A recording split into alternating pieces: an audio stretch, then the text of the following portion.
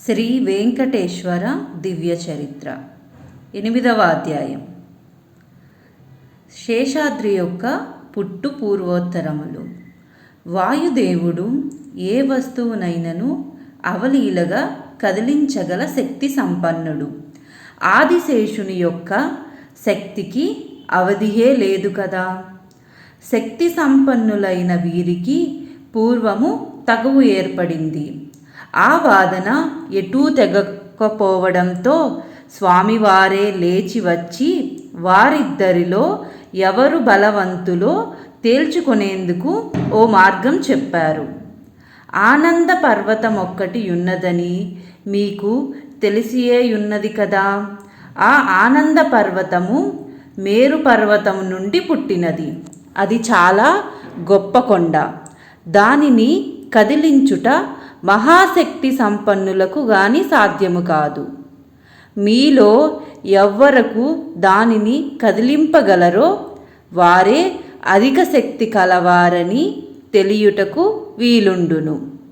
ఈ పరీక్షకు మీరు అంగీకరింతురా అనెను. వారు వెంటనే అంగీకరించినాము అని బలదర్భములతో పలికి ఆనంద పర్వతము వద్దకు వెళ్ళారు. ఆదిశేషుడు ఆనంద పర్వతాన్ని గట్టిగా చుట్టాడు. పుంజుకున్న బలముతో దానిని కదుపజూచినాడు. ఎంత ప్రయత్నించినను ఫలితము శూన్యమైనది. ఆశ్చర్యము! సమస్త భారమును వహింపగల ఆదిశేషుడు ఆనంద పర్వతమును ఇసుమంతైనా కదపలేకపోయాడు. మరి ఒక ఆశ్చర్యము!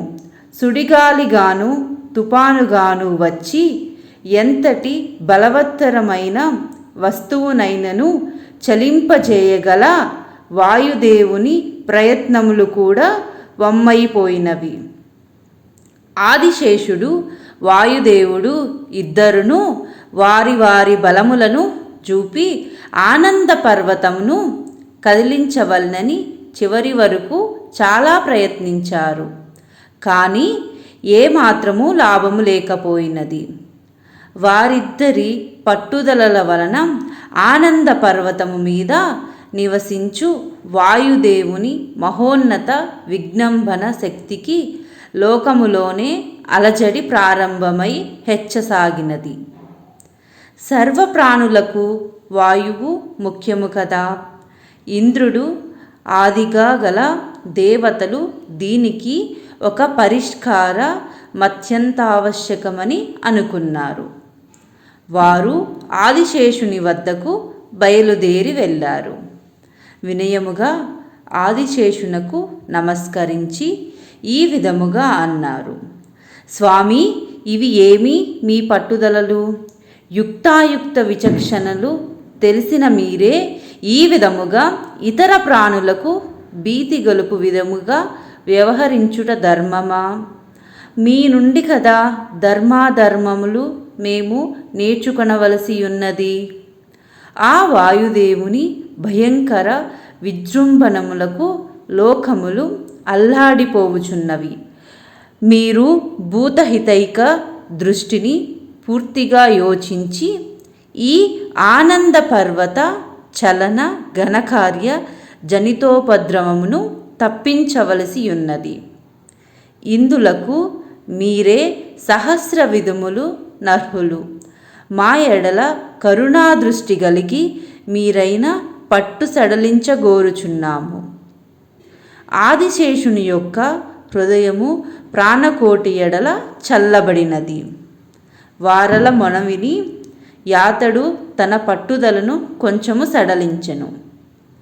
పట్టును ఎప్పుడైతే ఆదిశేషుడు సడలించాడో వాయుదేవునికి పని సులభమయ్యెను. వెనువెంటనే వాయుదేవుడు ఆనంద పర్వతంను ఆకాశ మార్గమునకు ఎగరగొట్టినాడు. ఎగరగొట్టిన ఆ పర్వతము వెళ్ళి భూలోకం నుండి వరాహ క్షేత్రములలో స్వర్ణముఖి నది తీరానబడినది. శేషుని కారణముగానే భూలోకమునకు ఆ పర్వతం వచ్చినది. ఆ కారణముగానే ఆ పర్వతానికి శేషాద్రియను పేరు వచ్చినది. శేషాద్రిని దర్శించిన మాత్రమునని సర్వ పాపములు పటాపంచలగునుట సందేహము లేని విషయము. బలరామానుజ గోవింద బౌద్ధ కల్కి గోవింద వేణుగానలోల గోవింద వెంకటరమణ గోవింద గోవింద హరి గోవింద వెంకటరమణ గోవింద గోవింద హరి గోవింద వెంకటరమణ గోవింద. శ్రీ వెంకటేశ్వర దివ్య చరిత్ర 8వ అధ్యాయం సమాప్తం.